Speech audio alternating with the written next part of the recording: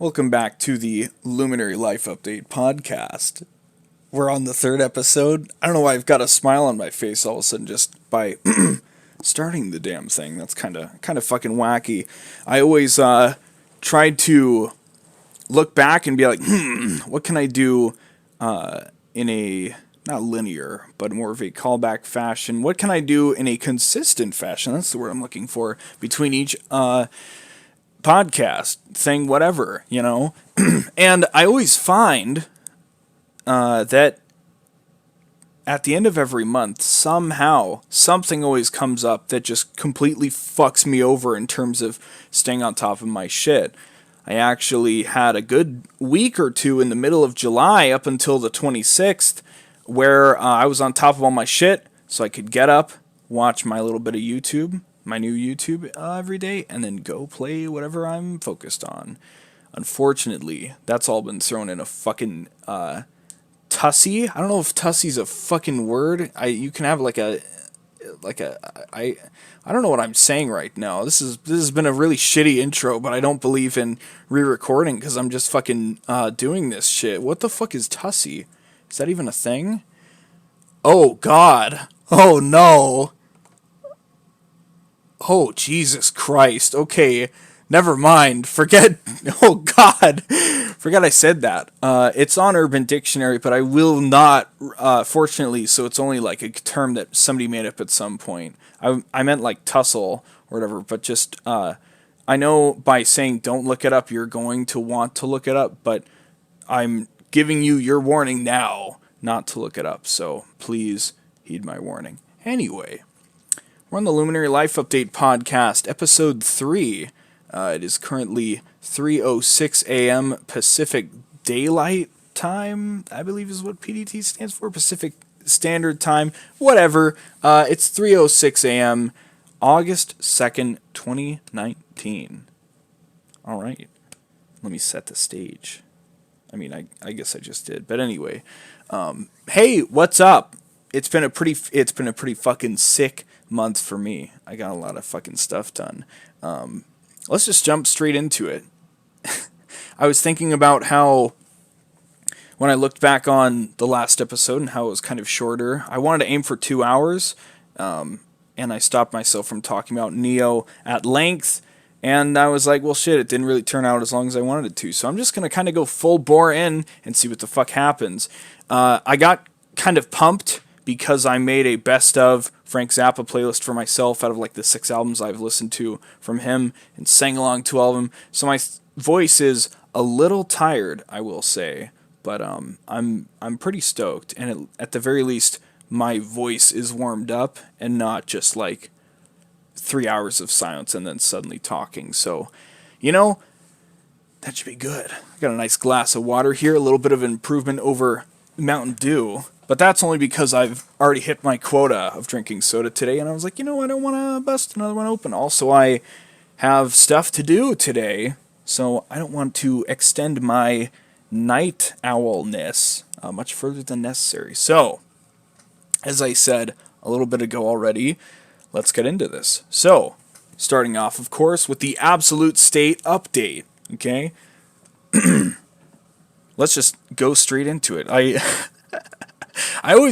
God, this is always such a fucking weird thing because I want it to be, because obviously I want it to be structured, I want it to make sense, but it's so hard to do those things without losing a bit of humanity to it, you know? And that maybe that is just a thinly veiled attempt to sound like, I don't know, something cool? I don't know.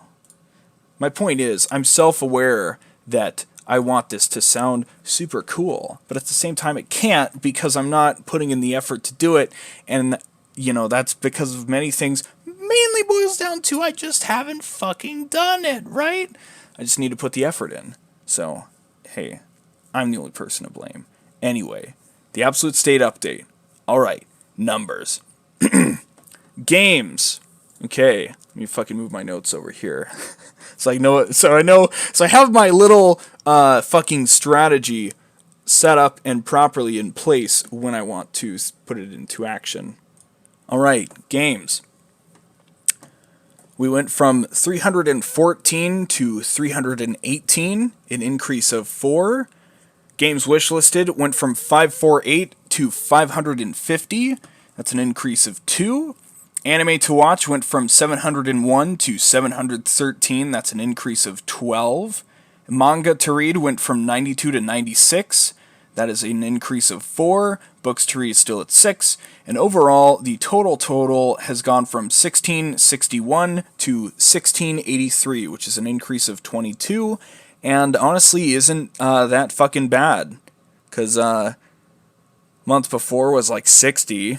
Well, but then, of course, the one before that was 16. So maybe it like flip-flops. I don't know. Anyway, that's where that's at. I can't even remember. I think last time I even said, I don't remember if I want to go through every section, blah, blah, blah, blah, blah. You know, I'm supposed to fucking break all this shit down. I don't know.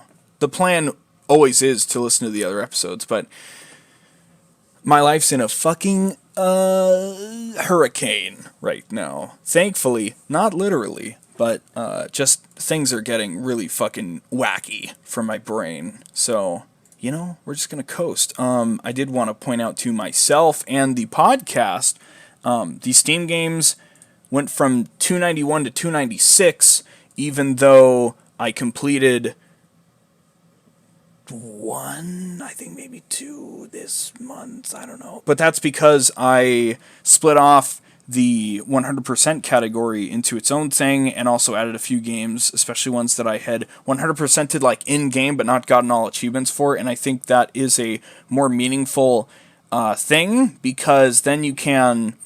Because if you got all the achievements in a game, somebody from the outside can't tell anything except like, oh, well, I guess he did everything the developers thought was noteworthy. So, like, the shitty Avatar game back on the 360, right? It had like 3 or 4 achievements just for getting like a really long combo, and you could like do that in 20 minutes or whatever and get 1,000 gamer score, which is very significant. But of course, from someone else's perspective, maybe you played through the entire game, maybe you didn't.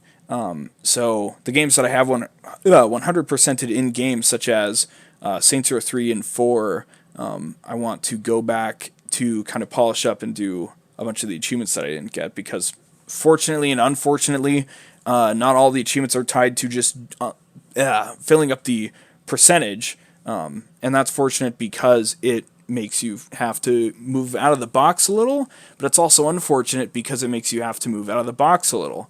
So anyway, we've got a jump of 22 this month in the total. So that's pretty sick. Next up, the IRL update. Okay, so I've been talking about like, hey, I'm going to get a job over the summer.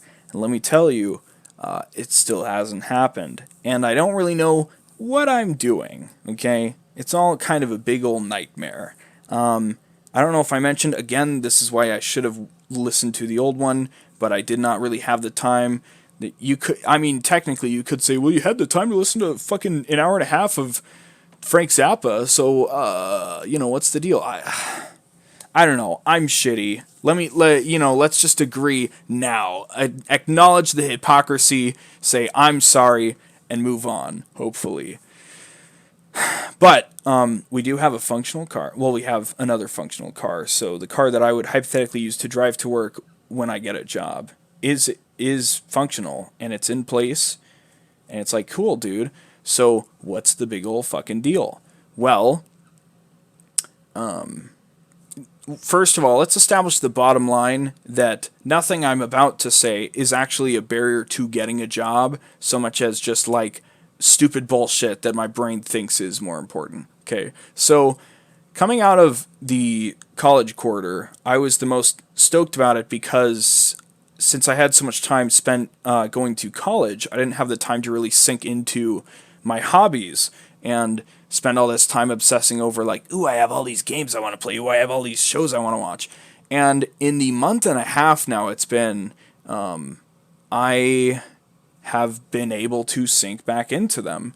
And I don't mean sink as an inherently negative thing, but just more that I'm like re-obsessing over them, and that when I talk about the progress I've made this quarter into those hobbies, I'm just so stoked.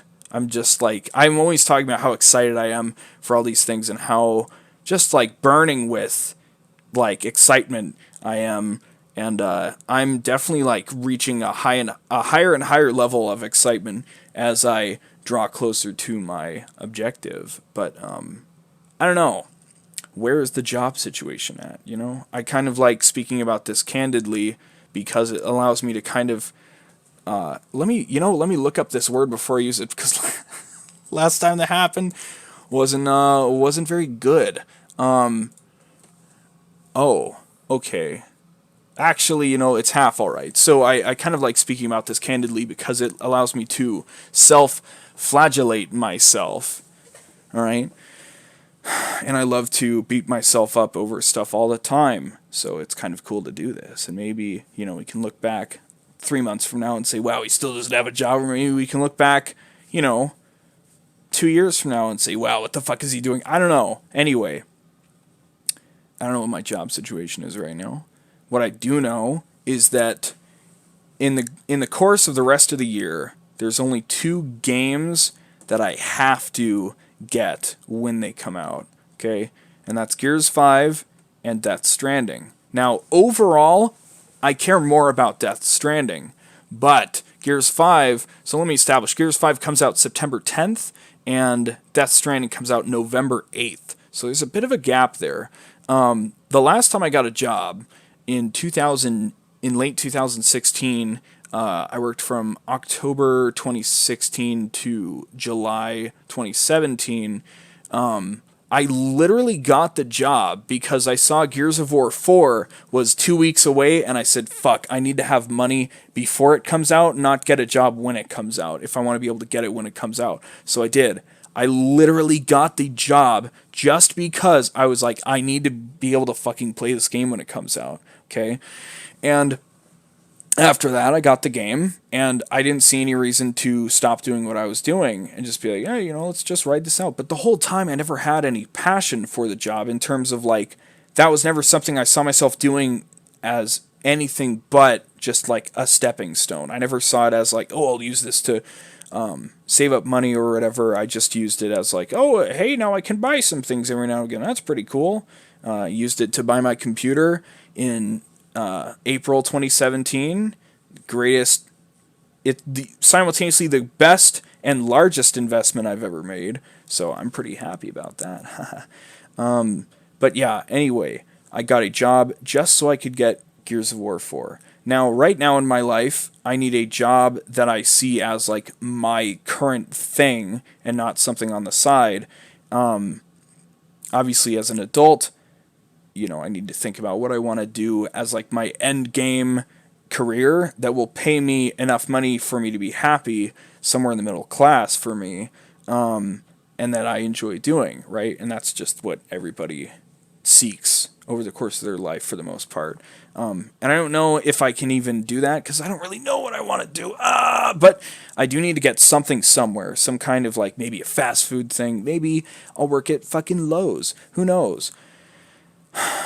The point is, right now, my birthday, actually, is August 9th. I'll be turning 23. I love speaking very truthfully and candidly about these things because I will always be the hardest person on myself more than anyone else.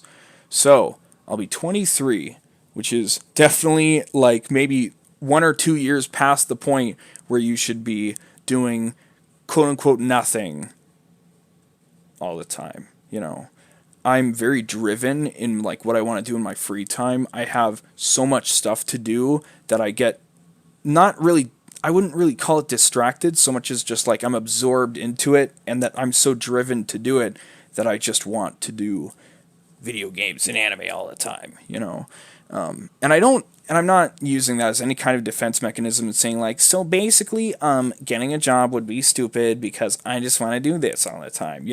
It's just that like, right now I'm just so driven to do these things that like, I guess it's distracting me from getting a job, but it's not. I don't see getting a job as anything negative. I think the typical stupid fucking NEET bullshit is like either I don't want to get a job or I resent getting a job. That's stupid. I fucking hate smug NEETs that are just completely complacent with what they're doing. I technically wouldn't consider myself a NEET yet because I was doing college stuff, but maybe when September rolls around and I'm not in college, I'll have a job by then, hopefully. But anyway, I'm getting a bit off track. I want to talk about the two important games. Now, as time has gone on, I have discovered myself as someone who really, really likes art, and I find it very critical to myself, and I really appreciate it because it's the most meaningful and significant thing in my life. When I get to experience a good story or see something well made, whether it's music or video games or anime, it means a lot to me to be able to have a story. And if I don't like talking to people, or if I find it hard to communicate to people, I can find stories that express something that's really near and dear to me that I just don't have I have the charisma to express, but I don't know how to ever say it in a way that will have impact other than just blatantly saying the exact thing. So it's important for me to find these stories that mean so much to me. And so, as a result, when I single out the things that I really, really have to experience when they come out, such as Gears 5 and Death Stranding, I need to plan around that. So, both of those games are games that I need to play when they come out. Now, let's not get it mixed up. Gears 5, I have very little story or emotional connection to, but Gears of War is in fact my favorite multiplayer franchise. So, new game in the franchise, I fucking gotta be there, It's not on the it's not on the scale of Smash, but it is for me, I'm not losing my shit over oh my god, I can't believe a new fucking Gears game is coming out. But I'm I'm super stoked to fucking play it because it's my favorite multiplayer. I think I've probably talked about this before, but there's just nothing on the face of the fucking earth that gives me the same adrenaline rush and just allows me to completely envelop myself in my shadow and engage my aggressive tendencies or whatever. I fucking love it, and I love playing social quick play every now and again and just stomping people. There's no other game that gives me that satisfaction on a multiplayer basis. So I have to be there when Gears 5 comes out. Death Stranding, obviously, the next game from Hideo Kojima, he doesn't really need an introduction.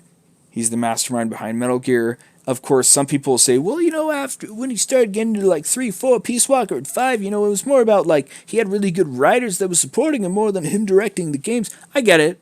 I'm not bestowing the single-handed greatness of Metal Gear upon him, but he is in fact the spearhead of the concept, And Metal Gear Solid 2 is my favorite game of all time, because it simultaneously speaks to me a lot intellectually, but it's also one of the strongest uses of not only video games as a medium, but also the entire concept of fiction and sequels, that it fucking blows my mind every time I think about it. And that this game came out whenever it did. Every time I try to quote the year, it fucking slips my mind, so I'm not even going to try.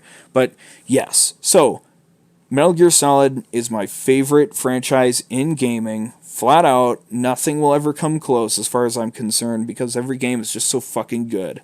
But it's his new game, Death Stranding. Ooh, and we don't really know a whole lot. I was pooping yesterday, and as you might, as a human being, I was thinking about how, despite Death Stranding being so close, we really don't know that much about the gameplay. Especially when you compare that to Metal Gear Solid 5, where Ground Zeroes had come out beforehand, and we had so many gameplay demos. There's 3 or 4 20 to 40 minute long gameplay demos of just unedited gameplay of specific demos that you can find for MGS5. So we knew what we were getting when we hobbled in. I mean, for the most part, we didn't know how the base management would go, but we knew what all the core gameplay would look like. Death Stranding, Not really.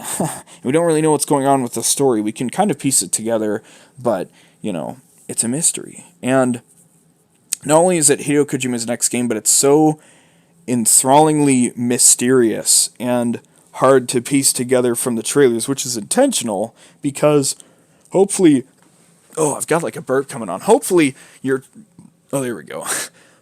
Hopefully your trailers will get people interested in something and not just say, here are the good parts, like modern movie trailers. Fuck that garbage. Hey, we're going to put the 2 funniest jokes in the trailer. So when you watch this hour and a half long movie, you can just be like, oh yeah, there's that joke from the trailer.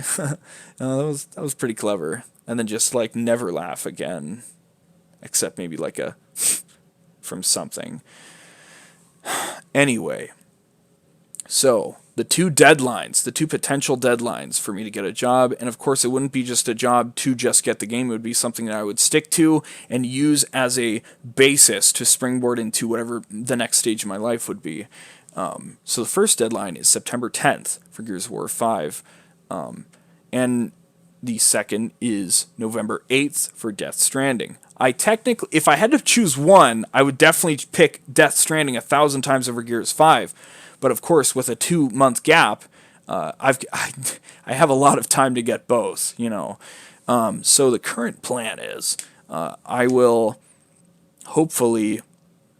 hoping to get Gears 5 for my birthday.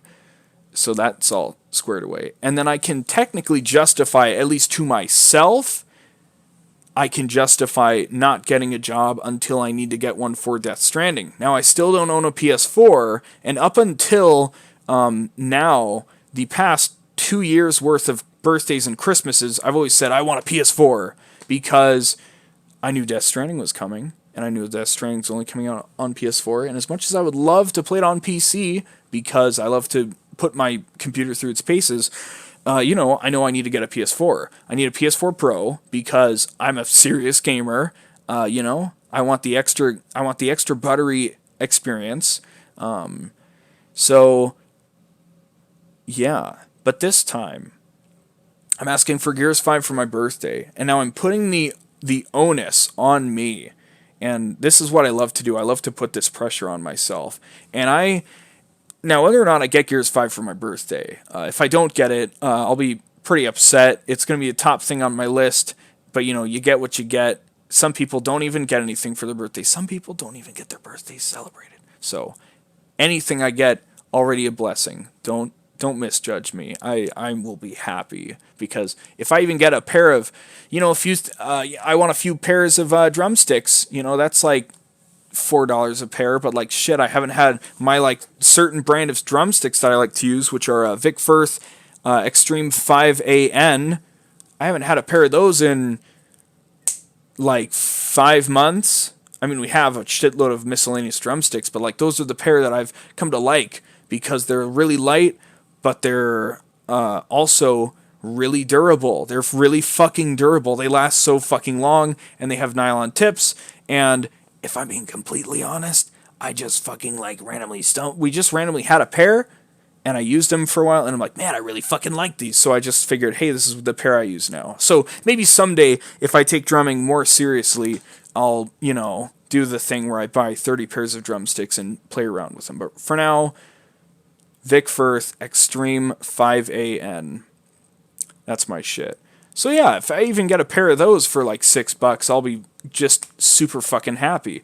But anyway, if I get Gears 5 for my birthday, I can justify to myself not getting a job until probably early to mid-October, which would give me enough money to get the PS4 Pro and Death Stranding myself, because maybe, just maybe, I might have the pull to get a PS4 for my birthday, but I'm not going to do that. I'm looking myself straight in the fucking face and I'm saying, no, you know what, bitch? You have to get the PS4 Pro. That's your fucking problem. So I like it. I really like this challenge I've given to myself, because I'll probably end up getting a job sooner than October anyway.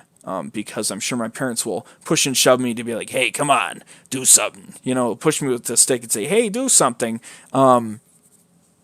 So that's fine, but like I said, at least internally, I can be like, this is fine. I can just idle here until Death Stranding.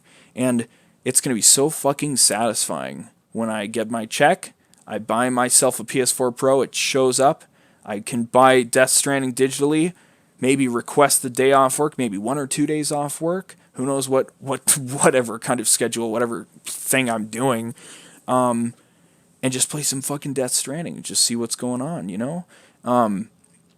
Metal Gear Solid 5, the Phantom Pain in particular, obviously, is the most excited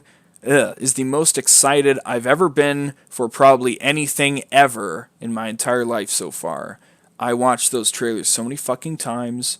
I watched the fucking gameplay demos so many fucking times. I was that guy that if somebody got some of the pre-release information wrong, I'd be the guy in the comments, well, actually, you're going to be able to do this, which, is kind of a callback to this, I was that guy because I was so fucking sold. And it was the first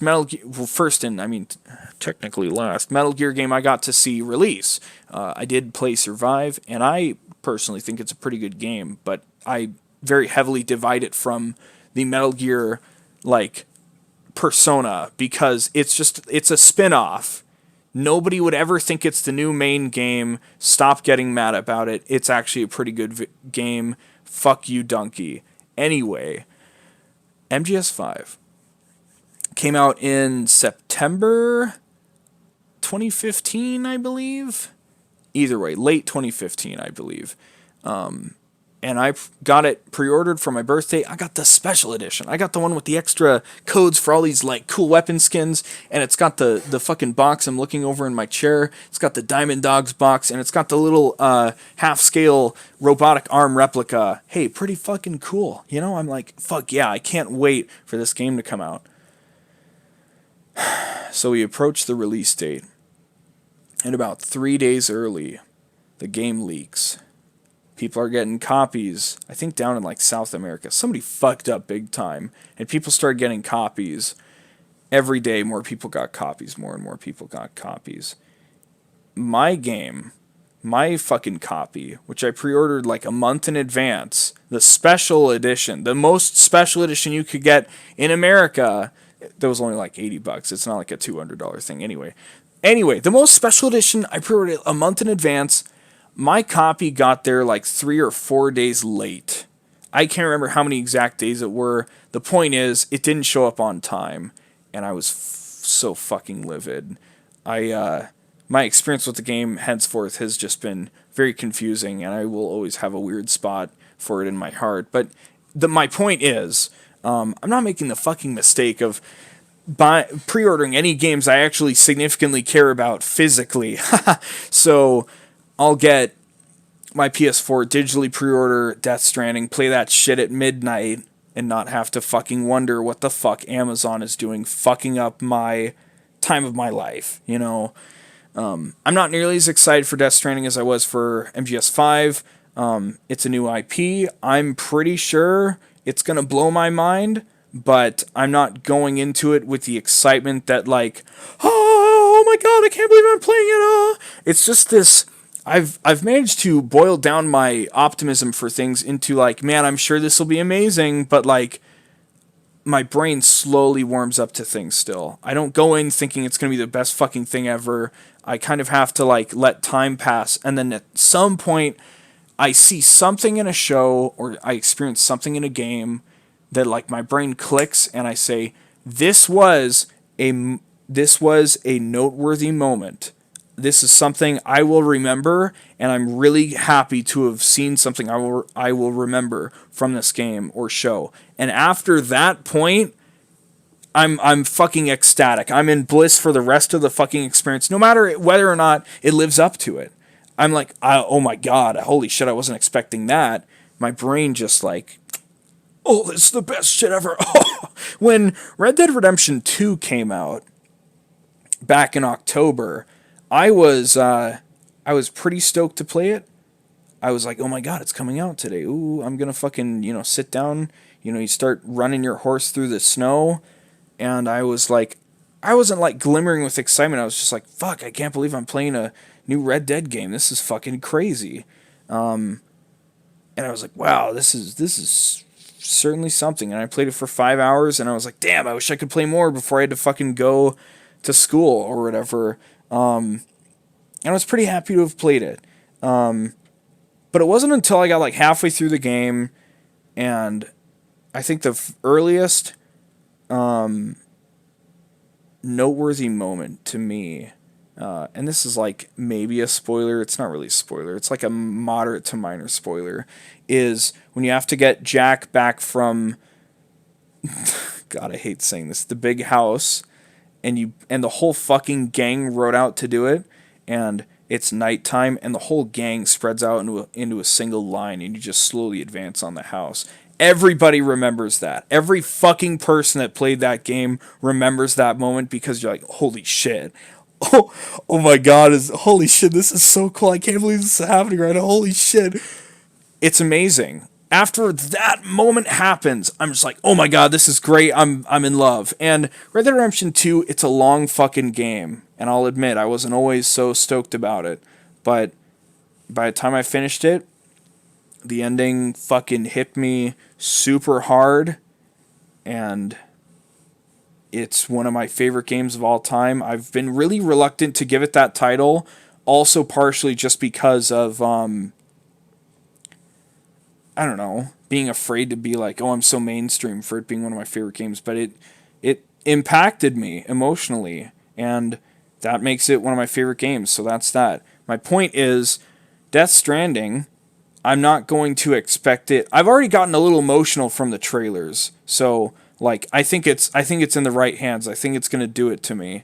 But I'm not going to go in and be like, oh, I can't wait to play the next Metal Gear game. Oh, it's going to be just as crazy. I think it's just going to be an emotional game that it obviously has something to say. I mean, its message is already clear in the trailers at this point.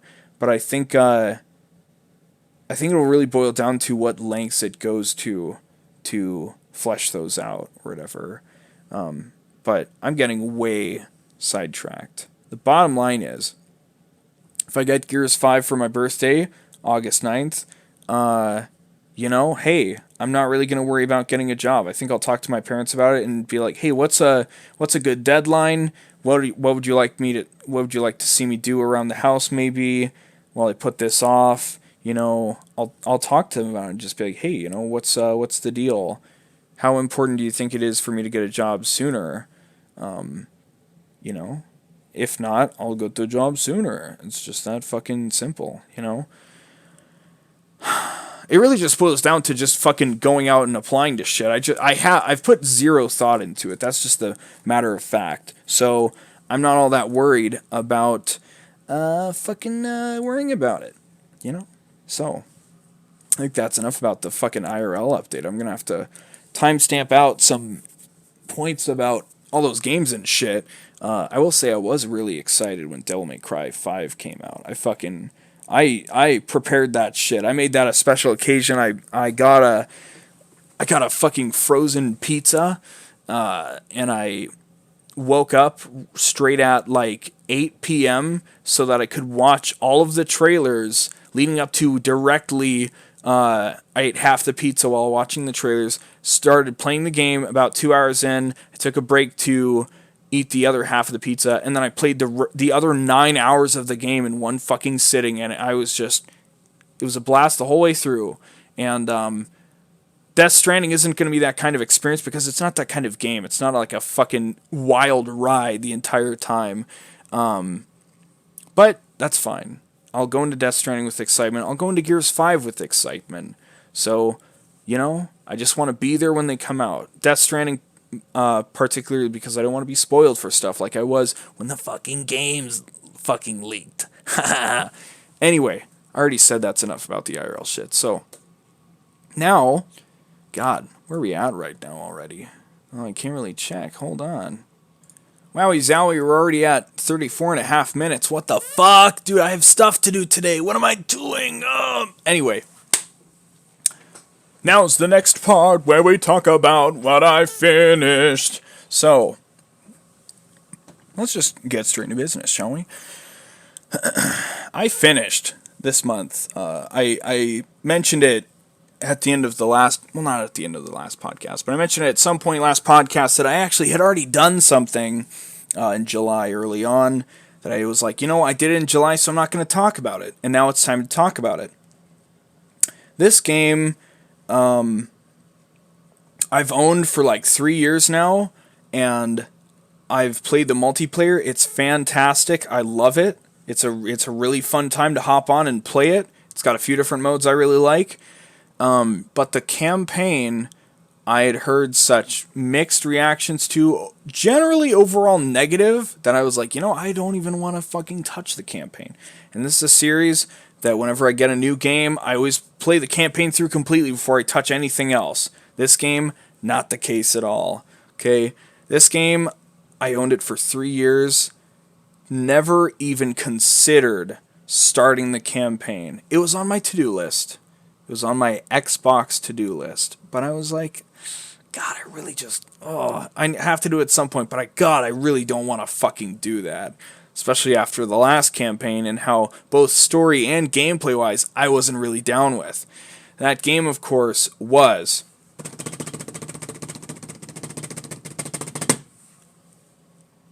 Halo 5 Guardians.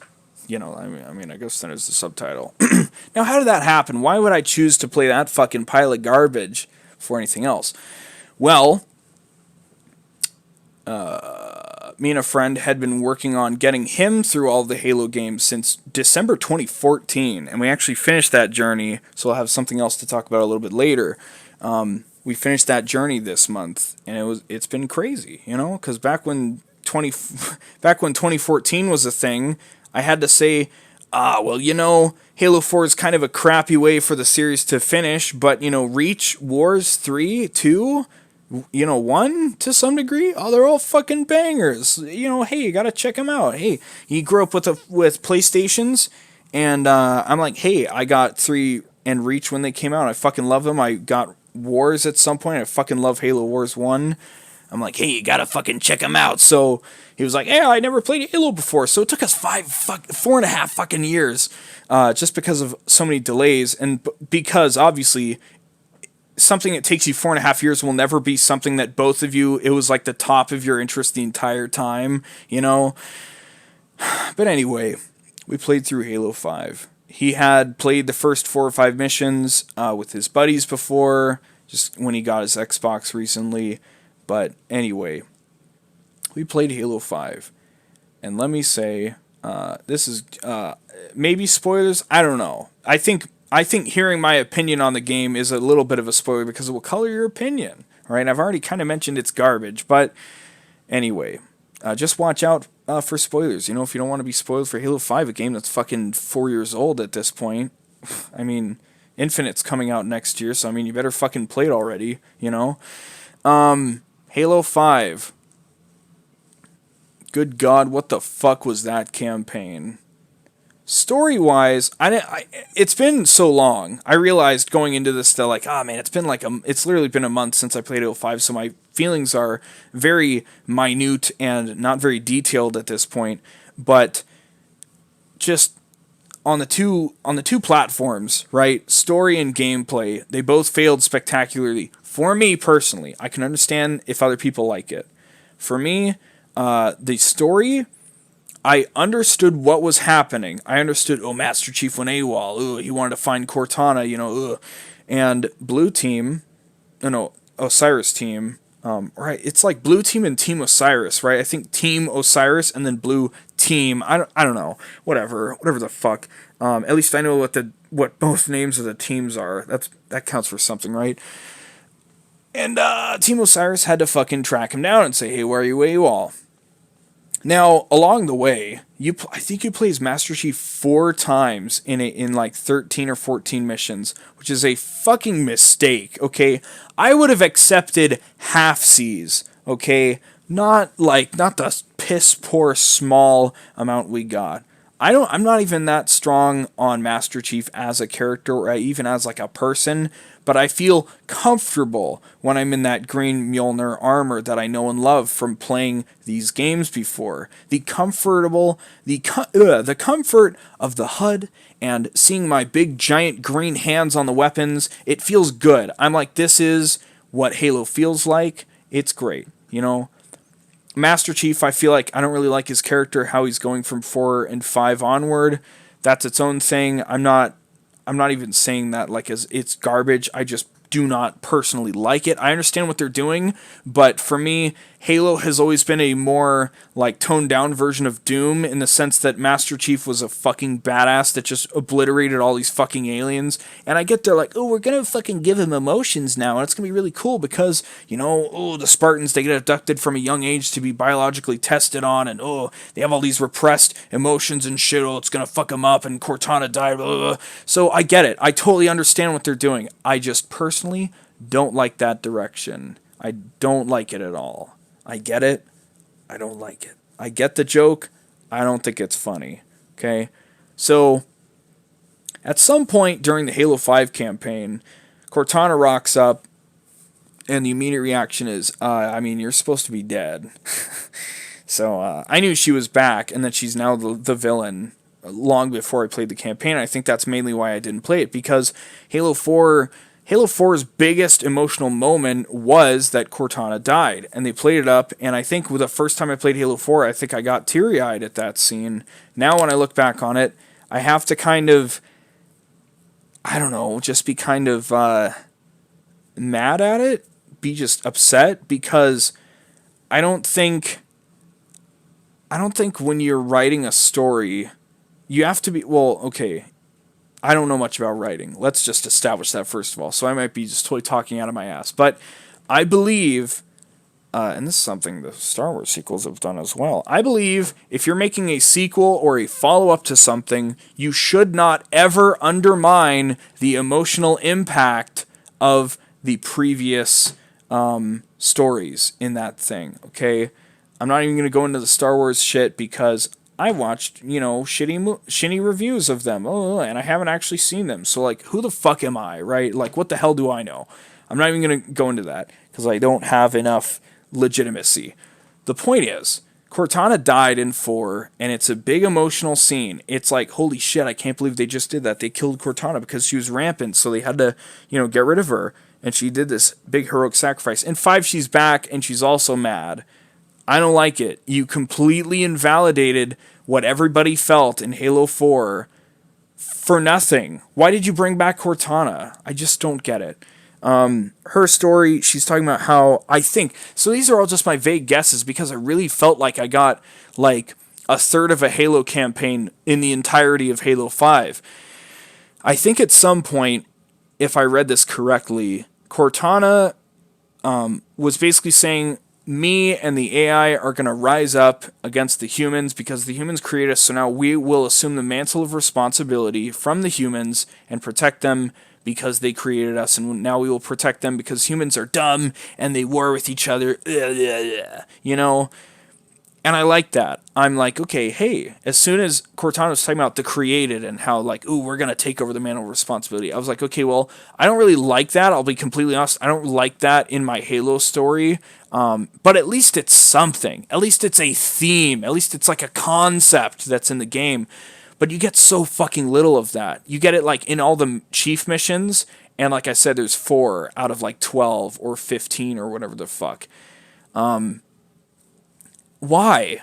Why is the theme so fucking bare bones? And why did you, like, fuck it up so badly that I feel like I got the opening act of a Halo game and not a full Halo game? Even Halo 4 felt like a full Halo game, and I really don't like Halo 4, even the gameplay. I think I've said all I could about Halo 5's story, but the gameplay, the one thing that just really bothered me was I think there were only 2 missions that took place on UNSC-related locations, and as a result, there's just like almost no fucking human weapons anywhere at all, ever.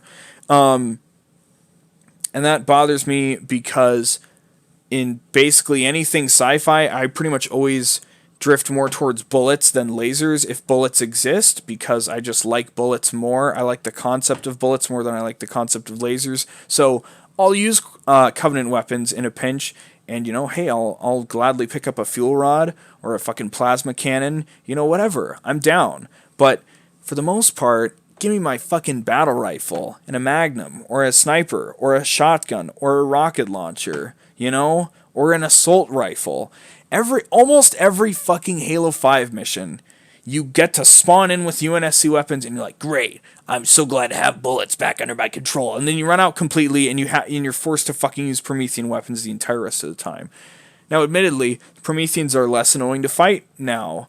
Great. Thank you. I fucking despise fighting the Prometheans in Halo 4 with their, I'm going to teleport over here now, and the Watchers are going to come out and revive people. Hey, you know what was cooler? First of all, I don't like people teleporting away when I'm fighting them ever, at all, in anything, ever. Especially not real life. Secondly, Watchers reviving people, get that shit out of my fucking face, okay? There's only been one time I've been like moderately okay with enemies being revived by enemies, and that's Doom, because the Archvile is fucking terrifying. I hate fighting Archviles more than any other enemy in Doom, and Doom has like 3 different like boss class monsters, and the Archvile is not one of them. The Archvile is like a mini boss. The Archvile, it's gonna fuck you up. It's got a line of sight thing where, like, as long as it has line of sight with you, it's going to draw these fire pillars on your screen, and if you wait long enough, it'll explode and send you up into the air a little. It's terrifying shit. You walk into a room, you don't know where the Archvile is, you see that flame pillar come up on your screen and obscure everything, your shit is fucking flown out of your butthole, okay? You don't want to fight a fucking Archvile. And then, you'll have these dickhead map designers where, you clear a room, you go through another room, you go through another room, and then at some point you pull a switch or you pick up a key, and then they spawn in like 40 Archviles in the first room you were in, so now all those enemies are back, and you just come back and you're like, God damn it, not again! But I love it, because it's just like one of the fucking tropes of Doom level design that people have done. You're not always going to find it, but it is something that can happen. I like that, because they're a genuine threat. The Watchers, they're just a fucking annoyance. Now, admittedly, it's not very hard to kill Watchers, but you just have to be watching them to make sure they can't revive anybody.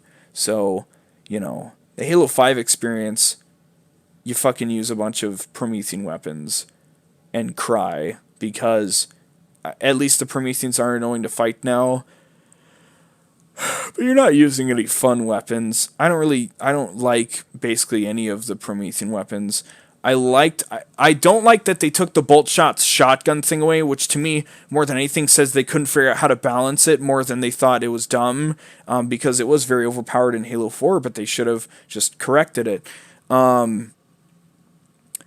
The suppressor is fine. The scatter shot is fine. I don't really like it. I feel like it's weaker than the normal shotgun because it feels like everything kind of fizzles out. I feel like the scatter shot has way shorter range than the normal shotgun, and that bothers me. Like, I feel like I have to be pressing up against somebody to do real damage with the scatter shot. I mean, it's just because Knights can't be one shot with the scatter shot, as far as I'm aware, playing on normal, which I did.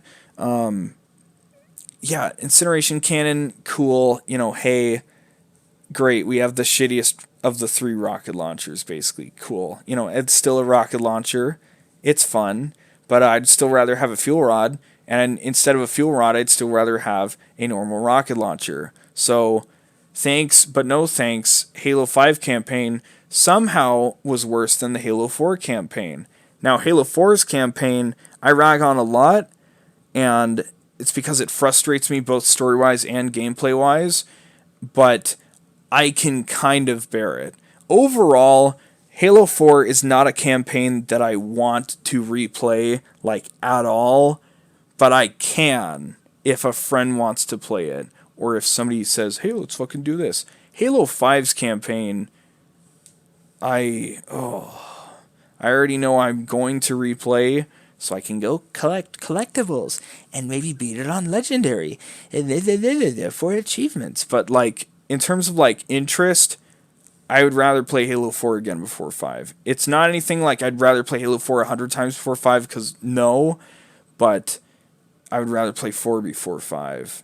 For me, in terms of like enjoyment playing the campaigns, it goes top to bottom: 3, Reach, ODST, 2, 1, 4, 5. That's how it goes for me. So, Halo 5 campaign's fucking garbage. But like I said earlier, man, the multiplayer is fucking fantastic. It's great. It's probably the best sandbox Halo has had. The movement feels really good. Everybody has sprint. The health and shield regeneration is weird, you know, like, oh, you can't sprint or you're going to break your fucking cooldown, oh, you know, that shit. But hey, you know, they figured out what works, and you have the fucking ground pound and the side dodge. It's cool. I like it. I really like the fucking Halo 5 multiplayer. I probably put like 30 hours into the multiplayer before I even started the campaign, because it's just, the Halo 5 multiplayer is great, you know. It's a fucking blurst, kest game, you know, half cursed, half blessed. Play the fucking multiplayer. It's great. If you've been itching for Halo, play Halo 5's multiplayer. It's fucking great, and so is Warzone Firefight. And Warzone in general. I really like Warzone. So, Halo 5 is definitely a game. Next up, Enter the Gungeon. Now, I don't know if I mentioned this meme before, but I have finished 100%ing Enter the Gungeon. For the most part, okay. I've gotten all the achievements, and, well, I guess a little background. Enter the Gungeon is a roguelite in the same vein as, like, Binding of Isaac or, like, Risk of Rain, kind of, in the sense that, like, hey, you do a run, you unlock stuff. If you do stuff in the run, you die, you do another run, you know? And Enter the Gungeon, after enough time, I was like, you know what? This is my roguelite. This is the one I'm settling on. I love the concept. I love how everything's gun-related. You know, it's great. It's funny. I love it. So, I put some major time in this month, and I managed to finish off 100%ing it. I did most of the bulk of the work, which is really redundant to say, actually, but I did most of the bulk of the work in, like, March-ish. I was probably about 70% done, and then this month I came back and finished it. So, I say finished, but it's a weird spot for me. So, Gungeon is, like, as officially finished as it can be. I have every achievement for it, and I have unlocked every single gun and item to be in the item pool. So as far as the game is concerned, the gameplay is at its peak. Like, I can't do anything to improve upon it and, like, do more stuff. However, I can to myself. So, couple things left for me to do that I'm kind of going crazy over. The first thing is finish collecting everything at least once, so that in the Ammonomicon, which is the little book you can open at any point in the game to see the information of stuff, you need to collect an item to be able to unlock its information. You can see the silhouette of it and, like, the name of it on the Ammonomicon, but once you pick it up, you can see the information. And I need to do that for 2 more items.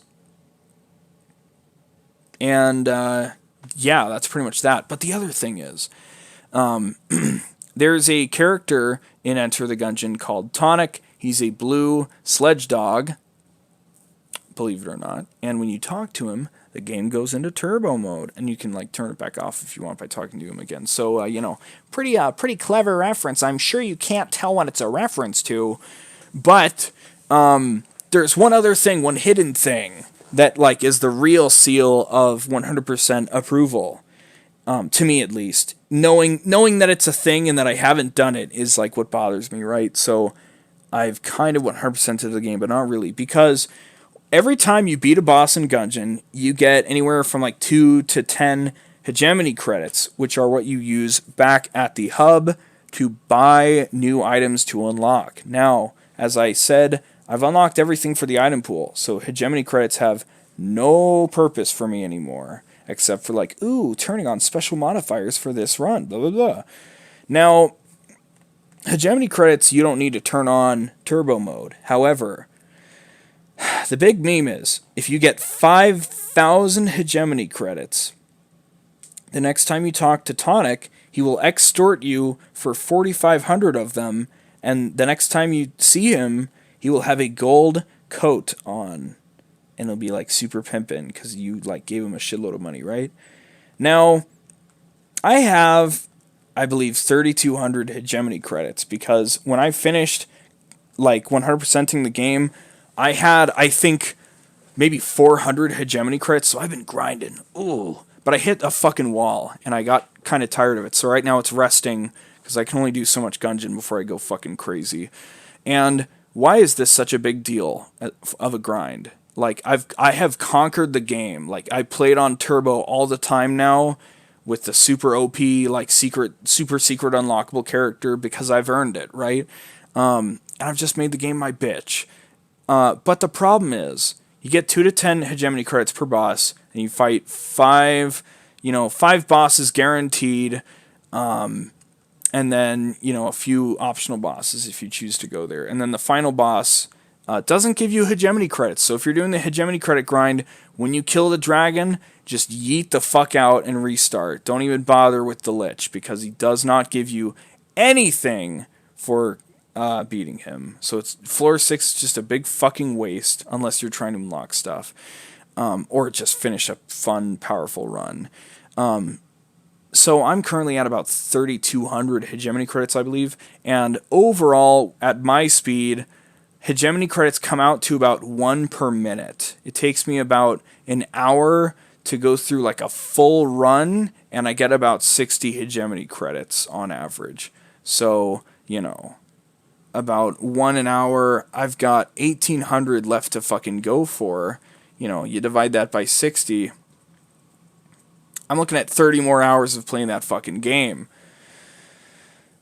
which is a lot of time when you've done everything you can do in a game. When you've hit your fucking limit, and you've like done everything you've ever wanted to do in the game, and you just have to keep playing it. So, for all intents and purposes, as far as the game's concerned, I've 100%ed it. I've put every item in the item pool, and there's no special things left to do. The hegemony credits I just get from playing the game in any way, which is part of what makes it so frustrating, is I have to just go for whatever's most efficient. And then the 2 items I need to pick up are literally just find them in the item pool at some point. There's nothing I have to do to like make them specially spawn. And I had to unlock them at some point, like separately, so that's its own thing. But anyway, enter the Gungeon, basically 100% complete. But the fact I know of the golden jacket thing bothers me to the point where I don't really feel like it's 100% yet. And no one from the outside, going back to achievements, no one from the outside will ever be able to notice the difference when I get that gold jacket. But goddamn will I feel good when I get it, because I'll know I sincerely did everything in that fucking game. And I love it. So, just paying my respects to a game I really love by just going the extra mile to do everything in it. I think that's something noteworthy. So, that's that.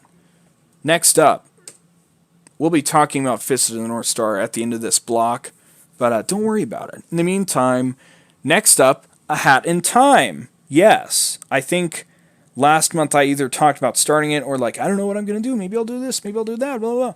I played from beginning to end A Hat in Time. Great fucking game. The more I played through it, the more I thought about how I don't actually have little platformer experience. I just haven't played all the most popular ones. I've never played any of the 3D Mario games. I've never played Banjo-Kazooie or Tooie, but I have played SpongeBob Battle for Bikini Bottom and like the original Sly trilogy and Ratchet and Clank 2 and 4. So, looking back, I actually have a lot of third-person platforming experience, even if it's a genre that I've never really like drifted towards directly. Anyway, A Hat in Time, self-described as a cute-as-heck 3D platformer. And let me tell you, it is every fucking one of those words, alright? It's amazing. It feels good. It's been a while now, so again, my thoughts aren't as vivid, but I will just say it came in a little short for me at like 12 hours, But I will say I enjoyed every moment of those 12 hours. It was fucking great. And despite being kind of short, is a very satisfying ending, a very climactic ending that felt really good. And I was surprised that a 12-hour game could have like a really meaningful decision at the end to make that actually like made me fucking pause and think and tear up a little. Especially acknowledging in my brain in that moment, I was like, wow, how can I be this emotionally impacted by a game that was mainly like held at arm's length for 12 hours? But yeah, great game. I really recommend it. I played the first DLC, Seal the Deal. The Seal Act is pretty all right, you know. I got it for free because the first 24 hours after it was out, you could download it for free. So I'm like, hey, give me that.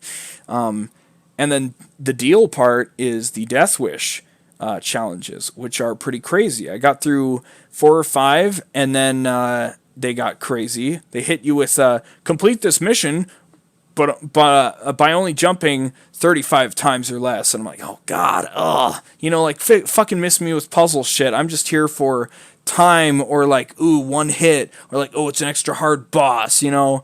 So I said, you know, I don't even have the second DLC, Yakuza Metro, so I just kind of shelved it. I think I'll come back in the future, maybe give Death Wish a more thorough try in the future, but for now, I completed the game. I collected all the timepieces that are in what I have. I felt pretty good about that. Yeah, you know. Oh, I also got all the achievements that weren't Death Wish related or like Steam mod level related, because that was really fucky, and I simultaneously thought it took too long to find levels, and also I didn't really like having to have to play through other people's levels because they all felt too long and not exactly polished enough, which is shitty of me to think because I've never tried designing any level ever in anything, not even like a Doom WOD, so what do I know, right? But anyway, Hat in Time, great fucking game. Definitely play it, whether or not you like 3D platforms. I think 3D platformers are the absolutely most accessible genre in video gaming. I think they're the most obvious to figure out, and they're the most universally like enjoyable from anybody. So, Hat in Time, maybe you're like, damn, I haven't played a good one in a while. Maybe you finished Super Mario Odyssey a while back, and you're like, fuck, that was pretty good. Now, I won't speak to which one's better because I don't even own a Switch, so I can't even begin to guess to Super Mario Odyssey's quality, right? But I know a Hat in Time's great. I know people really liked Super Mario Odyssey, so I'm gonna say, you like that? Check that out. You like that? Check that out. You know, Hat in Time, good shit. Fucking play it. Great stuff. Next up, Halo Wars 2. Now, during the Halo 5 section, I did in fact say me and my friend finished our journey through Halo. And Halo Wars 2, I actually had owned from before launch because I fucking bought the Super Special Edition for like $70 because it's like, ooh, then you'll fucking get Halo Wars Definitive Edition for Xbox One. And I'm like, oh, I need that fucking shit. Oh. So, yeah, I bought the Super Special Edition.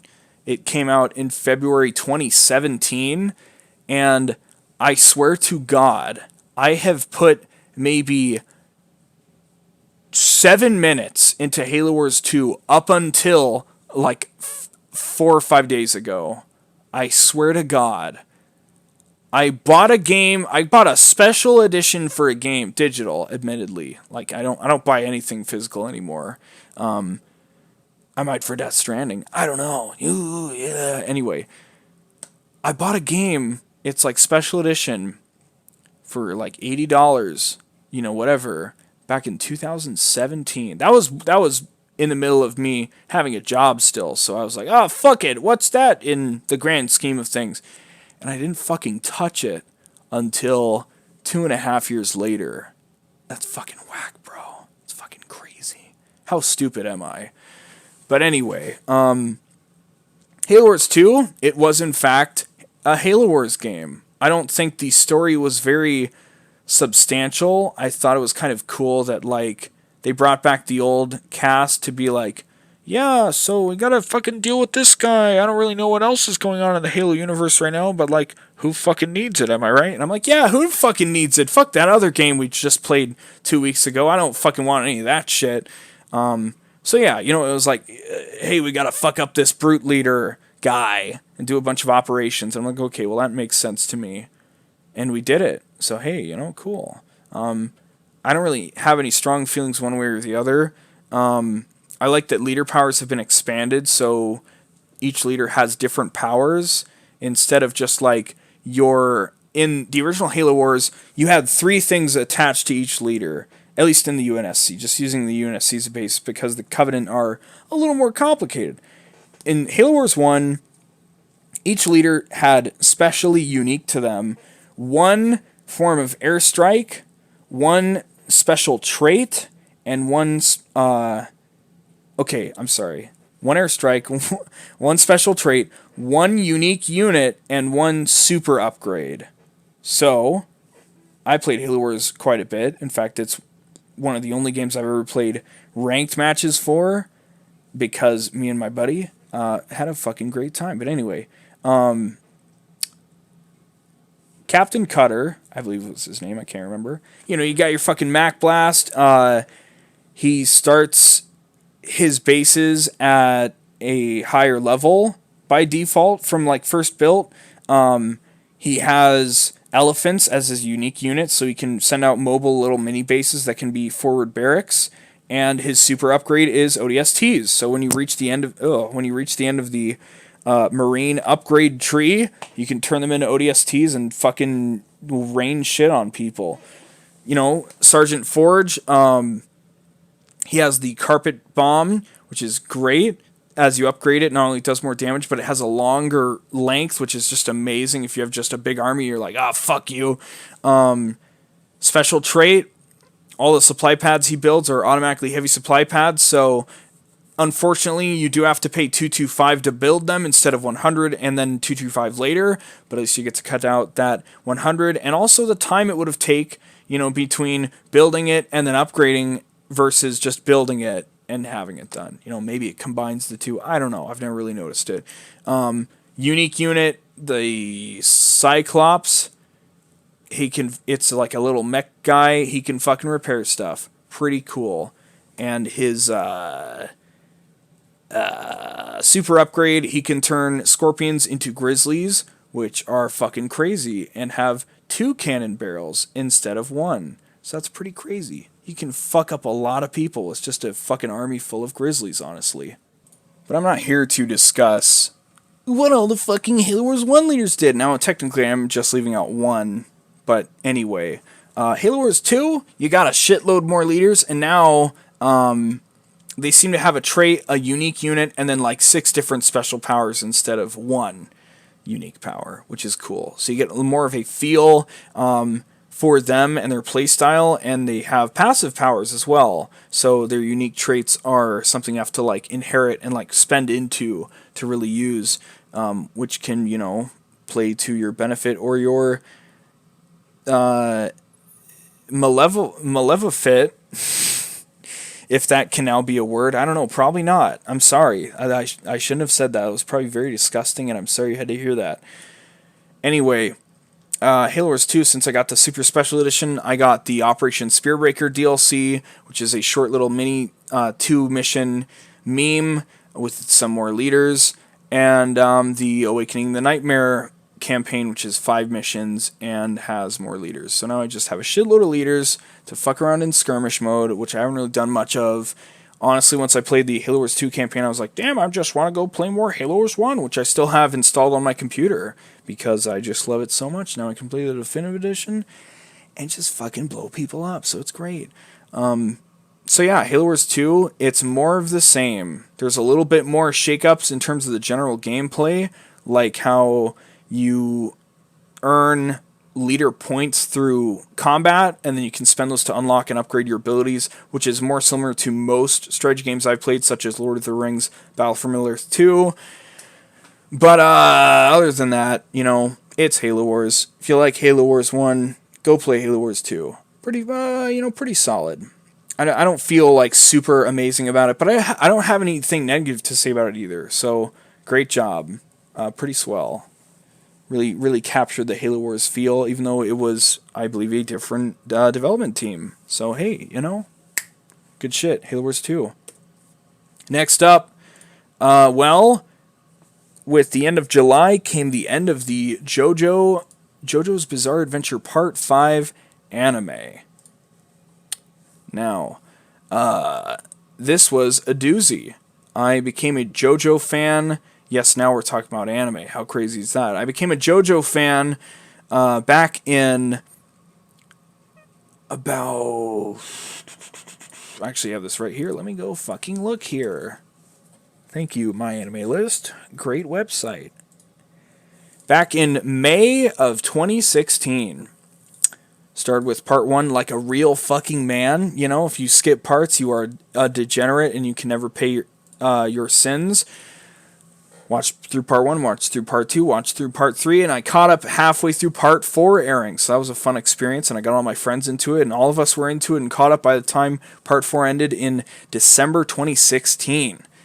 Now that's a long fucking time ago.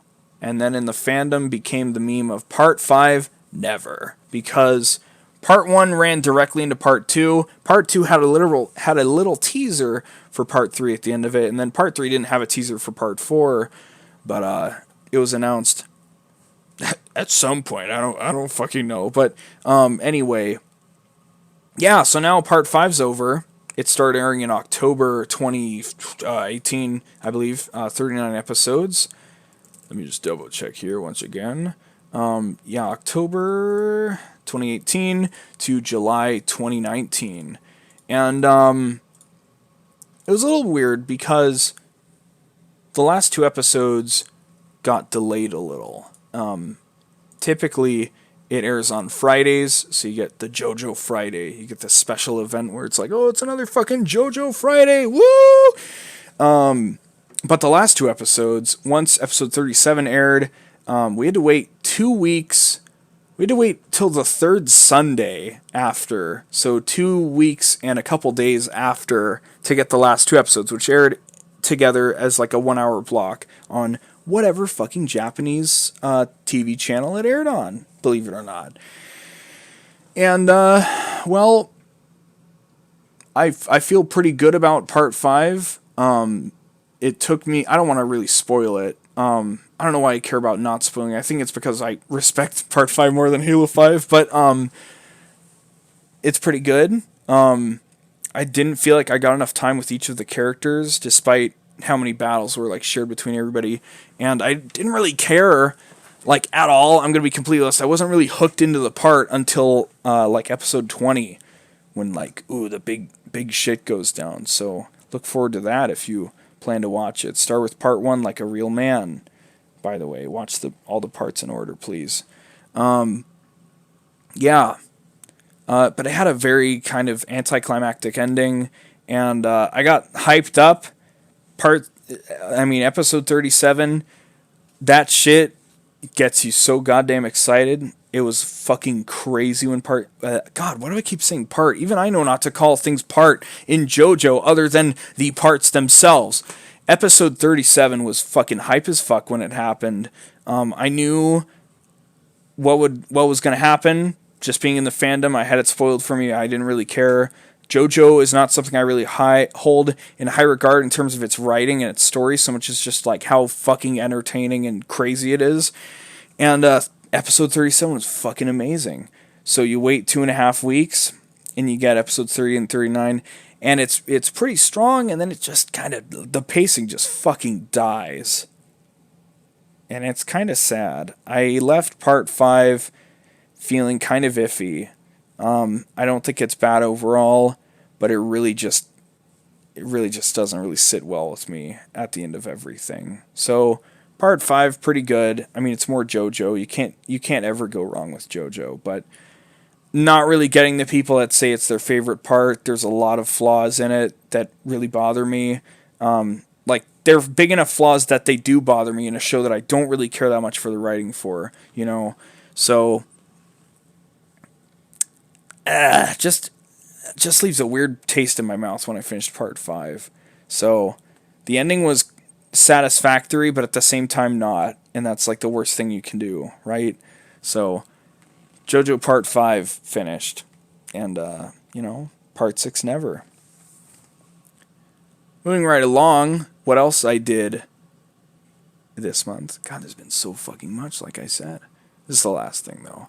I've made significant progress in Fist of the North Star. The old fucking classic that we just can't ever be fucking rid of. Ever, can we? Now, it's alright. So, there's 152 episodes total, and at the time of the last podcast, I was at episode 43, and I'd probably watched 20 episodes over the course of like 1 or 2 months, maybe 2 or 3 months. So, that would place me at like 60-something, or not even 60-something. It would be like 50-something now, but I'm not. I'm actually at episode 82 out of 152, so fucking step back, motherfuckers, alright? Because I've mastered it. I've figured it out. So, I think I already prophesized this new shift in my style 1 or 2 podcasts ago, but my master plan is now I watch a part of Fist of North Star because it is also split into parts like JoJo. I thought at first the parts on the wiki were like fan designated and being like, oh, it's like this cluster of arcs and this cluster of arcs. But it actually, like in the show, it says end of part 2, part 3 begins, blah, blah. So now each part's about 20 episodes long. So when I finished part 2, let me fucking flash back here. When I finished part 2, I went and played A Hat in Time. Just segued into it, and I didn't really I was actually so Fist of North Star finally clicked with me, like to the point where like I'm actually enjoying watching it, and I want to watch more instead of just watching it for curiosity, which I was before, and I don't have any problem in admitting that because it's just a genuine reason to watch something, is just to be like, what happened in this show? I want to know what happens in this show. But now I'm like actually interested in it. I haven't watched an episode in a while, actually. Last updated fucking a week ago now, so that's a little crazy. But that's fine because I'm in the middle of another game, and we'll talk about that. But anyway, Fist of the North Star is great. I've figured out I can just watch a part and then play a game, because that allows me to still kind of start delving into games that I've wanted to play, but I don't have to completely forego Fist of the North Star or see myself through to finish Fist of the North Star really quickly just to get to the games and then get really burnt out and not want to do it. So it's really worked out beautifully so far. I finished part 2, played Hat in Time. Once I finished Hat in Time, considered myself done with it, I uninstalled it, and I moved on to Fist of the North Star Part 3. Finished Fist of the North Star Part 3, that's where we're at currently at 82 out of 152, and as a result, I'm now in my current fucking meme, which is this indie game on Steam called CrossCode. Now, CrossCode, I just gave it a pretty cool introduction, but as I was saying that in my brain, I'm like, I don't really know what I want to say about CrossCode, because CrossCode is a pixel art. Now, hold on, don't run away. It's a pixel art based 2D, isometric, RPG with, a little bit of, just a little bit of, action RPG elements, and, I really don't know how to describe it. You really, the best thing I can tell people is look it up on Steam, watch the trailer, or I guess you can find trailers on YouTube, Look it up anywhere, watch the trailers, and I think watching the trailers alone will tell you if it's a game exactly for you. Because I saw the fucking trailer, I looked at all the reviews, there's thousands. Let me get the right fucking number here, so I don't have to sound like a prick when I'm trying to Exonerate? God, God, why am I like pulling out all the shitty fucking words? Definitely not exonerate. Okay, forget I said that word. But anyway, you go here and 6,200 reviews, currently at 94%, very positive on Steam, which is fantastic for a fucking indie game. You know, when I got into it, it was at overwhelmingly positive, which is 95%. So a couple people don't really like the game since then, I guess. But anyway, you look at the trailer, and I think there's three realities. There's the one where you watch it and you're like, I don't really get it. I mean, it looks pretty dumb. The second one where you're like, okay, all right, whatever. I don't really care about that though. Or the third one where you're like, oh my god, I'm all about this shit. And the third one was me.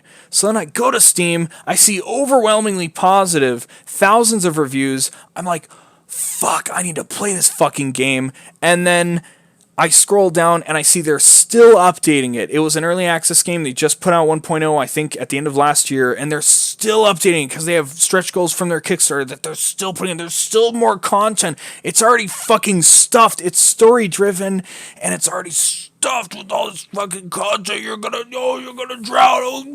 Oh, somebody help me. But yeah. So I was like, holy shit, I need to play this game. I knew one guy on Steam that has played it, but he's like an acquaintance, so I haven't like talked to him or even asked him about it. So as far as I know, I don't know anybody who's played it. I haven't ran into anybody talking about it. So it's just been fun to be like, hey, here's a fucking incredible game, apparently. I need to check it out. And I am currently... fuck. I'm signed out. Hold up. No, I'm not going to bother signing in. I'm going to ballpark it. I'm going to say I'm maybe 20 to 30 hours in.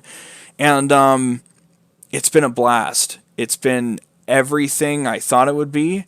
And I didn't... As glowing up as praise as I just gave it, I didn't have incredibly insane expectations. My expectations were the same as Red Dead Redemption in the sense that it's like, well, I'm sure this will be amazing, but I'm going to wait to see when it gets amazing, you know? And I think that's a really good way to approach things, is to be like, I'm willing to buy it when it sells to me. I'm a really good thing. You have to be open to accept it. Don't go into anything thinking it's going to suck and then be surprised when it and then don't be surprised when it does suck, because you're consciously like, well, fuck this thing. Blah. Like, why even bother checking it out at that point? But I've just been playing CrossCode, and I haven't played it in like 4 or 5 days because, like I mentioned, my shit's just gotten fucking wacky due to some recent family events. Nothing to do with like people dying or going to the hospital or anything like physical. It's just some weird social interactions with people. It's just kind of thrown things out of whack. Took up a couple days and just threw me all over the fucking place. But anyway, it's been fun. Soundtrack has been amazing. It's got a lot of extra little gamey elements, which I really love. I love just like elements in games that are just so fucking gamey. There's one mechanic where the world is split up into like areas. So you start off in Autumn's Rise, which is basically just like a little neat forest that's like set in autumn. So it's all like orange and green and shit. And there's a cool mechanic where there's plants all over the place, and you kill them. Sometimes they give you stuff, materials. Wow, Spencer, I've only heard of that in like 2,000 games before 2000 was even a year that happened. Amazing. That's a really cool mechanic. But it gets better. Hold on. As you kill shit, as you kill those fucking plants, you run into somebody and she's like, hey, I want to know everything about the plants in this fucking world. Blah, blah, blah, blah, blah, blah, blah, blah, blah. And you're like, okay, well, how do I do that? And she gives you a thing that lets you do a thing. I hate being nondescript. Anyway, you kill plants enough, they drop stuff. When you get like 10 drops from a plant, it'll tell you where you can find it. 20 drops, you start to know what it actually drops and the percentage rates are. And every time you go to a new area, it lists every kind of plant in there and gives you a checklist and says, hey, you got to go get 8 more drops from this thing to finish, doing it. And it's like, wow, that's such a fucking gamey element. That's such like a piss poor game mechanic and like just a way to extend the game time. But fuck, I love that stuff.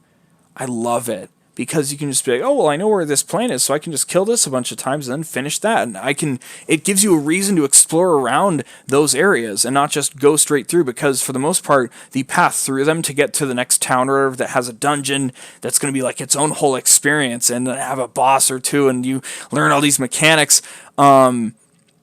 It really makes you want to explore the areas as you get to them, even though you could just blitz through them if you wanted to. But yeah, then you get to these dungeons, and let me just say, I'm not a guy that really plays many games with puzzles, and puzzles are often something that can just frustrate me very quickly. And I kind of knew going into CrossCode that it was a little puzzle heavy, but holy fuck, those dungeons are goddamn puzzle heavy. But it's just been amazing. I've done 2 dungeons so far, and both of them, it's incredible, because the first one, I'm like, okay, I kind of see how you could add more things in this, and I can see how you can develop the core puzzle mechanic of throwing balls at stuff. I can see how you could develop this, and after the first round, it's like, we have these things set up where if you throw a ball through it, it'll turn into this element, and it's like, okay, well now you got to figure out how to use this element, and then because of the location of the element changer thing, you have to be like, okay, well, I can only shoot it from like here to there, so how am I going to do it? And you can like ricochet things and angle things, and you're like, oh, fuck, I got to do this. And I learned so much about how to do all that stuff while playing through the first dungeon. I was like, wow, that's like, I can't believe how much they did with this mechanic. And then I just played the second one, and I was like, oh my god, I can't even believe, I would have never thought of all this shit. And just the idea that they keep doing that every dungeon, and there's probably only 4 dungeons because there's only 4 elements, but just the fact that the second dungeon was as, like, mechanically deep and, like, blew my mind with, like, I never even thought about that. I never thought you could do this, and blah, blah, blah, blah, blah, and it's crazy. Like, Small spoiler, I would say. Small spoiler.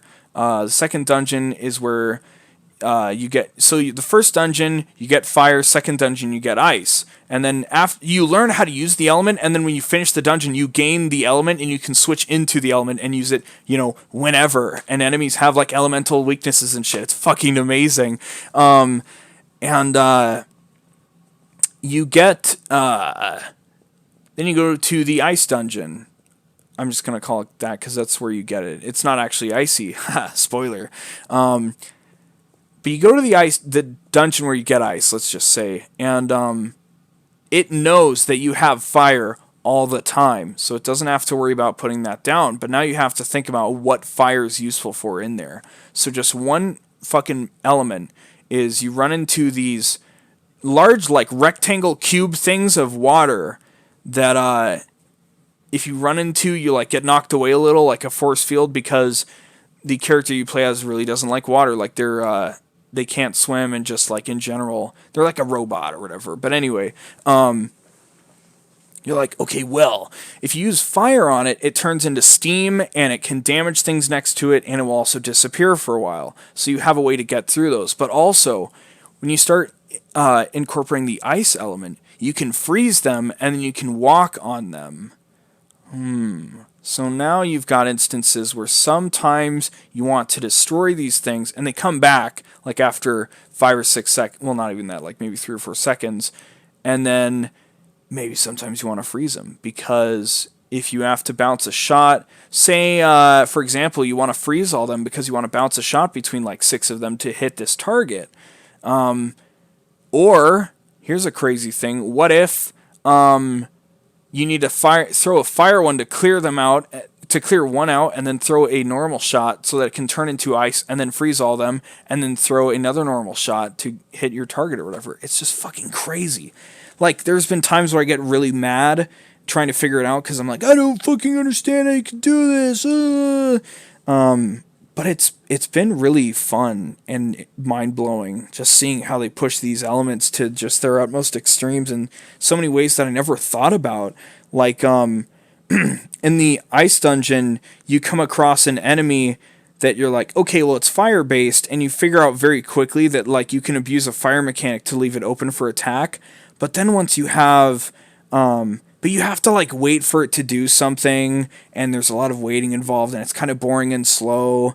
And then when you get the ice element, it's like, oh shit, this is just the flat out counter to it, and you can just fucking demolish it. Not only as fast as the fire thing, if you can get it to trigger with waiting, but faster than that. So it's just fucking like, oh, I'm never gonna use that again because the ice just demolishes this fucking enemy. And it's amazing when you learn that and you figure that out. It feels so good. It's the power of playing a fucking video game. It feels so good. And one other thing I wanted to mention, one other really gamey mechanic that I appreciate is when you're out in areas, as you kill enemies, your rank goes up. Now, it's not a Devil May Cry, Bayonetta, Metal Gear Rising style rank where it's like, oh, you do cooler combos and your rank goes up. It's just like you kill stuff, your rank goes up until you exit combat. But also, you can't adjust equipment or like check the map or do like any management stuff while in combat.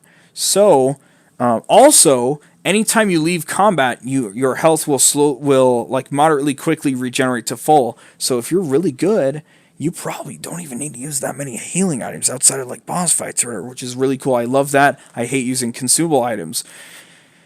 But now it's like, well, your rank goes up. What do you get from your rank going up? Better drops from monsters. So if you want to go farm, you just go on a fucking warpath through areas. Your rank goes up. When you hit S rank, fucking rainbow colored stars start flying out of enemies, and the music changes. It goes all slow mo for a moment to be like, ooh, you just hit S rank, or whatever.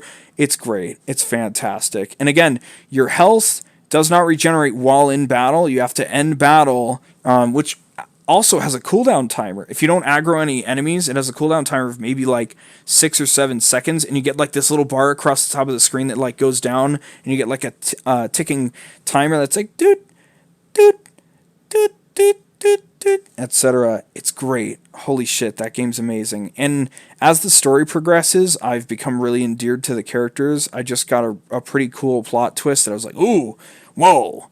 It wasn't that shocking because it doesn't mean much, but it is in fact a big piece of information, and I'm really stoked to see where the story goes from there. Some people have said they've laughed and they've cried playing it, and I've definitely laughed a few times. The lingo for what it's trying to do is perfect. So, I mean, as far as I'm concerned, CrossCode is firing on all cylinders, and I love pretty much every aspect of it. I think if it's this fucking strong the whole time, or even if maybe the mechanics start to die off, but the story's really solid, I overall like a good story more than good gameplay. If the story's solid, it's definitely going to be one of my favorites, because it's fucking fantastic so far. It is fantastic. CrossCode. Check that shit out. And the scary thing is, it's this fucking amazing, and they're still adding more content to it, like significant shit. Like, oh, the entire New Game Plus mode. It's not just you beat the game and you restart it. They have this whole thing where, similar to achievements, you have trophies you unlock in the game, which aren't all Steam achievements. Some of them are like smaller scale, like, oh, you got 50% of the plants or whatever. Every trophy you unlock has trophy points. When you go into New Game Plus, you'll be able to spend the trophy points on like, ooh, double enemy damage or double money gain, blah, blah, blah. Oh, I want to carry over my equipment. I want to carry over my level. You know, all this stuff where it's like you get to mix and match and say, ooh, this is how I want my New Game Plus to be crafted. So, ooh, maybe I want to play the game in like a super difficult mode where the enemies do 4 times the damage and I don't carry over anything. You know, how crazy is that? How cool is that? God, it's fucking mind-blowing, and I don't know anybody who's talked about this game. CrossCode's fucking amazing. Play it. Watch the trailer. If it looks like a game that's for you, it's for you. Go fucking play it. It's amazing. I love it. It even has a demo. How many games these days have demos? There's a demo you can download from their website or from Steam. Check out the demo if you're on the fence. Just fucking play this game. It is amazing. I love it. And I really hope it keeps up its momentum because it's fucking fantastic. So, that's my shit on CrossCode. Holy fucking poop. What are we at right now? We've still got half an hour left, which is cool. I do have a couple other topics to talk about. I will say I feel like I kind of hit an emotional climax for the podcast with the CrossCode section, but still got about half an hour left, so let's talk about it. I just have a couple things to talk about. I don't know how in depth I'm going to go with them, but just a couple things I want to talk about. The other topic section is very nebulous and hard to define because hypothetically, the point of the podcast is to be like, here's where my life is at right now, and this is what I want to talk about as well. And like the real podcast, quote unquote, is the other topics. But at the same time, if I do enough in a month, which I'm probably going to do less this month just because I have a backlog of watch later stuff and other stuff. And my birthday is coming up, so I'm going to have to like plan a lot of things around that. But I don't know. It's weird. I'm not going to fucking beat myself up over how professional or straightforward the fucking podcast is. This is just an unfiltered spray of what my brain wants to say at this current point in time in my life. And the only editing is sometimes I pause. I've paused, I think, 2 or 3 times so far, which allows me to get up a little, take a fucking swig of water and, keep existing. But anyway, the couple other topics I'd like to talk about tonight are both not super serious. They're a little serious. I don't know. The way even saying it sounds serious makes it sound way like worse than it is. So anyway, let's just jump straight into the first one. The first topic, 8 hours of sleep and you. Okay? First of all, let's establish I've done like next to no research about insomnia or health in general. Do not take my advice as clinical advice. I'm just a human being. I'm just an average guy when it comes to this shit. So I don't know more than even a guy that has looked into it on Wikipedia. Okay? In this moment, I'm purely going to talk about my own experience. Okay? So 8 hours of sleep and you. My sleeping schedule is very strange and malleable, which is nice. Back in high school, senior year particularly, I can't really remember what things were like the other 3 years, but senior year, I would get maybe 3 to 5 hours of sleep every night because I'd stay up super late like a dumbass. And then on the weekends, I would get 12 hours of sleep a day. I would go to bed at 3 a.m., wake up at 3 p.m. It was pretty great. I woke up feeling like a newborn baby every weekend. And then during the weekdays, it was fucking awful. Don't do that. If you thought I was going to say, oh, that's good because you equal it out. Don't do that. Don't do that. I've heard, well, not heard, but I read somewhere, again, I'm just an average guy. Don't take this shit as fact. If you want, completely disregard this entire talking point completely, just to be safe. Anyway, I've read that if you don't get like 8 hours of sleep like 3 days in a row, you already have started to suffer permanent damage from it to your brain or whatever. Something along those lines. Like, it's very easy to start already like fucking up your brain because of poor sleep. So don't do that, okay? Get some fucking sleep, okay? It's important. It's serious. Imagine how bad you feel. First of all, imagine how bad you feel when you get a shitty amount of sleep because, like, oh, I stayed up too late. I set my alarm for something. I got 5 hours of sleep. I feel like fucking garbage. Imagine how at least normal you feel when you get to wake up naturally, So I just wanted to talk about how recently I've found my sleep schedule is very malleable, and I finally figured it out, quote unquote, because when I go to sleep, I end up waking up 7 to 8 hours later, like on the dot. I don't get 12 hours of sleep anymore, which is kind of sad. I wish I could tap into that, and I wish I could just pester myself and say, hey, let's get 12 hours tonight just because we can, but I can't, unfortunately. So if I want to wake up at noon, I have to be asleep by 4. If I wake up at 5 p.m., it's because I fucking fell asleep around like 8 or 9 a.m. and I totally fucked up, probably. So it's weird. The real degen lifestyle, quote unquote, is waking up. I think 3 is like the last cutoff where it's like, okay, you're just lazy. And then 4 or 5 is where it gets really degenerate. And then like 6 and onward, it's just like, okay, you're just a fucking night owl. There's nothing that can save you. So when it gets to that point, because out of high school, I had a tendency to just stay up for like 20 hours, which, as you might understand, does not equal to 24 if you add 8 to it. So my sleep schedule outside of high school very quickly became something where I would just stay up past where I went to sleep the last day, yesterday, and wake up even later. And then I would end up trapped in this cycle where I hate being awake at 5 or like 4:30 a.m. when the sun starts rising. Something in my brain psychologically, subconsciously really hates and gets depressed when I see the sunrise. It's not really cool right now because it's like 4:46 a.m. So I'm already going to suffer that. So this is what I do for you people. But I really hate seeing that happen. So regardless of when I woke up, if I'd wake up at like 8 p.m., I would still go to bed at like 4, and then I would just lay there for like 2 or 3 hours and be unable to fall asleep because I wasn't tired yet, and then still see the sun go up and be upset about it. So I've just figured out, hey, if you want to fucking get up earlier, go to bed earlier.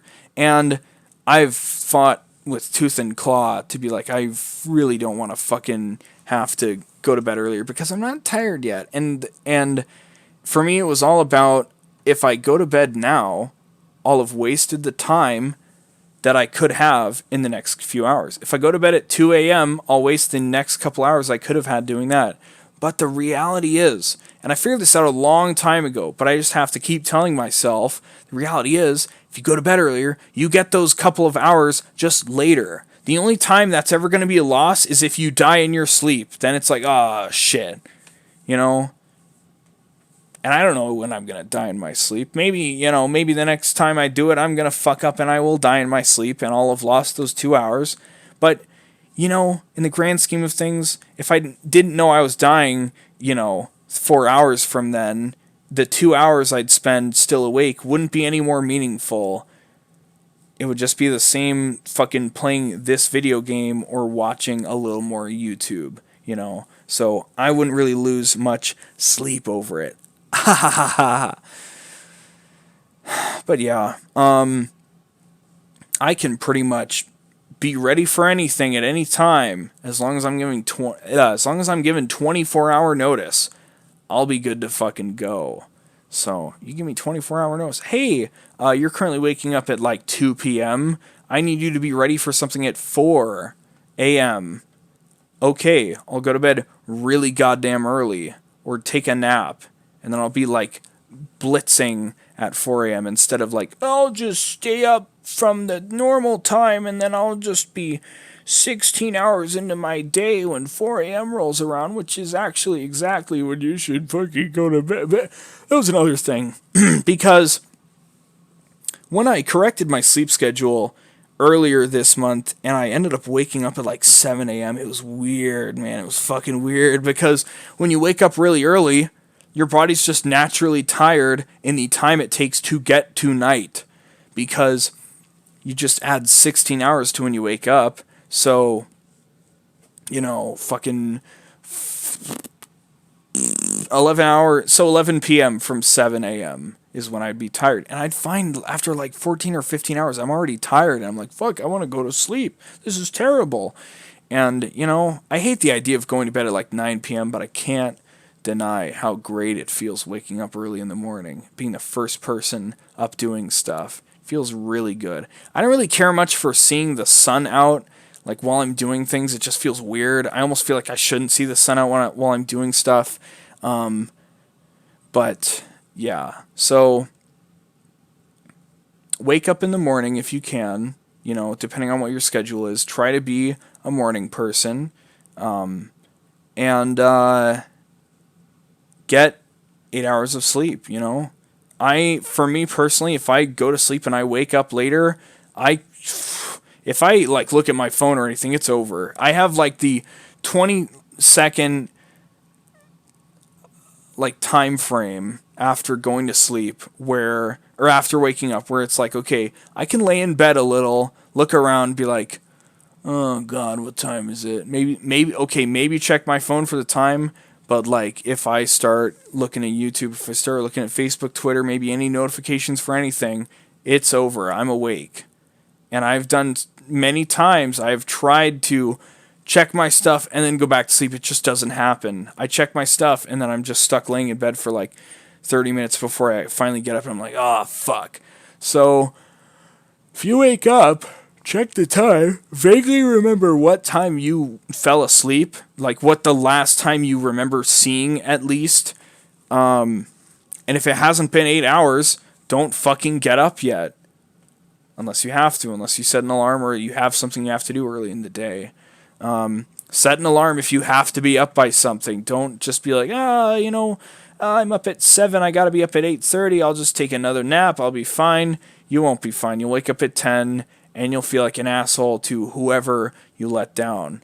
So, that's my little shtick about sleep. It's pretty good, you know? And then my other one, which I do take very seriously. I don't really know how I'm going to talk about this because it's more like a concept that I don't even have an example for. But it's when people say, it's just a meme, bro. Don't take it seriously. I'm just memeing around. I didn't mean to actually call this shit. Or like, oh, I was just kind of poking fun at this, How about no? Because you don't... Let me first clear the air.